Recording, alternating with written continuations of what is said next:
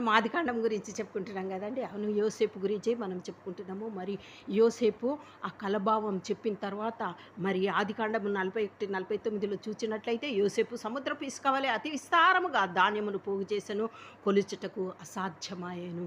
అవును, ఆయన ఆ ఐగుప్తులో ఎక్కడ పండిన పంటను జ్ఞానముతో, దేవుడిచ్చినటువంటి జ్ఞానముతో ఆ పంటను ఏం చేశాడు అంటే గౌనీలలో దాచిపెట్టేసినాడు.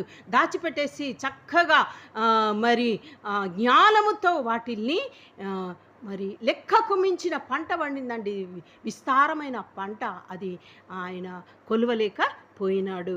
మరి ఆదికాండం 22:17లో నీ సంతానము శత్రువుల గవిని స్వాధీనపరచుకొనును అని మరి దేవుడు అబ్రహాంకు వాగ్దానము చేసినట్లు ఆ గవినులన్నీయు అంటే ఐగుప్తు ఎవరికి, ఇజ్రాయేలుకి శత్రువే కదా. ఆ గవినులన్నీ